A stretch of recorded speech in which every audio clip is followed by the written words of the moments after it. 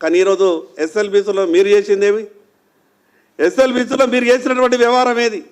2019-20 సంవత్సరంలో ఎస్ఎల్బీసీలో పనులు ఆగిపోతే 2024-25 సంవత్సరంలో మీరు పనులు ప్రారంభించారు.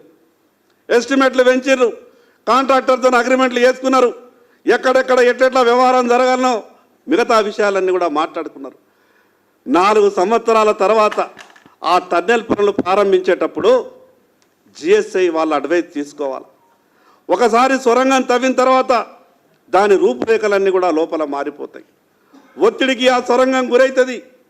ఆ రకమైనటువంటి ఎక్కడా కూడా మీరు ఆలోచించకుండా ఉటావుటిన టీఆర్ఎస్ ప్రభుత్వం చేయనటువంటి పనిని మేమేదో చేసినామని చెప్పి ఈరోజు గొప్పలు చెప్పేటటువంటి ప్రయత్నం చేస్తున్నారు కదా. ఎస్ఎల్బీసీ దానిపైన 2 వాగులు ఉన్నాయి, మల్లెల వాగు, నల్లవాగు. ఆ 2 వాగులు ఎస్ఎల్బీసీ పైన పారుతున్నప్పుడు 450 మీటర్లు తక్కువ దాంట్లో డౌన్లో ఉన్నది. 4 సంవత్సరాలు ఆ సొరంగంకు పొక్కబెట్టిన తర్వాత 4 సంవత్సరాలు అది అట్లనే ఉంటుందా? దాని మీద పూర్తిగా డీటెయిల్గా స్టడీ చేయాల్సినటువంటి బాధ్యత లేదా? ఈరోజు జరిగినటువంటి దుర్ఘటన మీద ఇది కేవలం ఈరోజు దుర్ఘటనే కాదు, ఈ ప్రమాదమే కాదు, ఆ ప్రాజెక్టు మొత్తం కూడా ప్రమాదంలో పడేటటువంటి అవకాశం ఉన్నది.